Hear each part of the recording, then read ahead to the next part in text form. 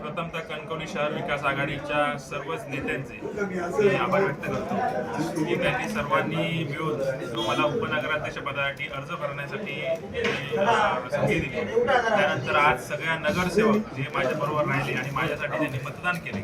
त्या सर्व आमच्या कणकवली शहर विकास आघाडीच्या नगरसेवकांचे तसेच नगराध्यक्ष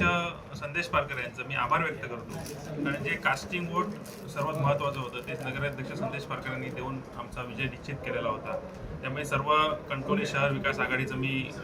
सर्व नेत्यांचे आणि सर्वच जी प्रक्रियेमध्ये निवडणूक लढवण्यापासून ज्या प्रक्रियेमध्ये सर्वजण होते सर्व जनतेचे मी कणकवली शहरातील जनतेचे आणि कणकवली कनकनगरमधील जनतेचे असेल दिल्लीनगर असेल सर्वच प्रभागातील जनतेचे मी आभार व्यक्त करतो की त्यांनी ही संधी मला दिली आणि संधीचं सोनं करणं हे माणसाच्या हातात असतं। त्यामुळे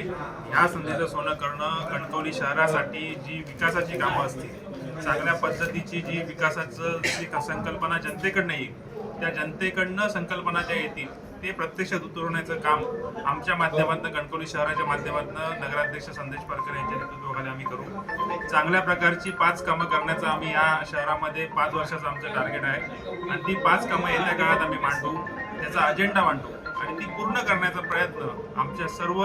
टीमच्या वतीने करण्याचा प्रयत्न आम्ही करू आणि शहराचा विकास हाच ध्यास घेऊन आम्ही पुढे जाणार आहोत। या विकासाच्या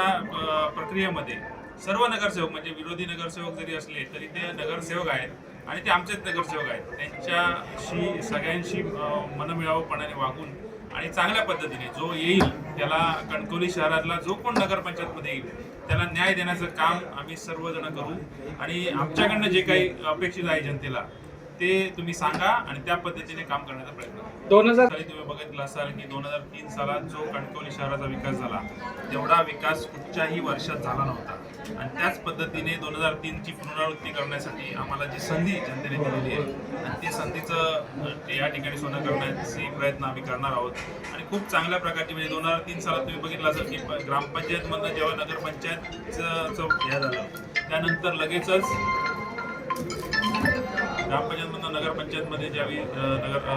नगरपंचायतचा हे आला त्यानंतर जो विकास झपाट्याने झाला त्याच विकासावरती आतापर्यंत जे नगरसेवक होते त्याच विकासावरती अवलंबून होते आणि ह्यानंतर जे आज शहर वाढलेलं आहे जवळजवळ या शहराची वस्ती 25,000च्या लोकांच्या बाहेर गेलेली आहे आणि मतदान सुद्धा तुम्ही बघितलं असेल त्यावेळीच 8,000 होतं आणि आता तर 13,000 आणि वस्ती जवळजवळ 25,000 ते 30,000च्या वरती। त्यामुळे त्या अपेक्षेने लोक कणकवली शहराच्या नगरपंचायतला बघत आहेत आणि त्या कणकवली ज्या अपेक्षेने जी जनता कणकवलीची ज्या जनता बघत आहे ती अपेक्षा पूर्ण करण्याची जबाबदारी ही आमची नगरसेवकांची आणि नगराध्यक्षांची आहे आणि त्या पद्धतीने म्हणजे जे आता ॲडव्हान्स शहर होईल जे ॲडव्हान्स शहर होईल त्या ॲडव्हान्स शहराच्या दृष्टीने आम्ही जी पावलं उचलायची असतील या शहरामध्ये त्या पद्धतीने ती उचलली जातील आणि काम केलं जाईल। कसं आहे की आमचे नगरसेवक हे फुटणारच नव्हते त्यामुळे प्रामाणिक नगरसेवक आज खरं म्हणजे जनतेमध्ये निवडून आलेले आहे। त्याचं उत्तम उदाहरण जर कुठचं असेल तर कणकवली नगरपंचायत हे आहे। त्यामुळे कोणीही फोडण्याचा प्रयत्न केला आमिष दाखवण्याचा प्रयत्न केला तर कणकवलीची जनता या पैशांना भुलली नाही तर नगरसेवक काय बोलणार आहे। त्यामुळे ज्या पद्धतीने कणकवलीची जनता बोलली नाही त्यांनी जबाबदारीने ज्या नगरसेवकांना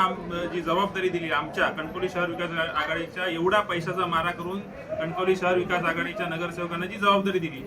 ती जबाबदारी त्या नगरसेवकांनी पूर्ण केलेली आहे आणि कणकवली शहराच्या वतीने म्हणजे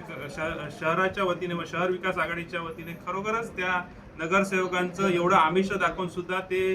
या आमिषाला बळी पडले नाहीत त्याचं मी अभिनंदन करतो, आभार व्यक्त करतो आणि जी जनतेने जी जबाबदारी कणकवलीच्या दिलेली आहे त्यांना ते नगरसेवकच ती जबाबदारी पार करतील याचा आम्हाला विश्वास आहे।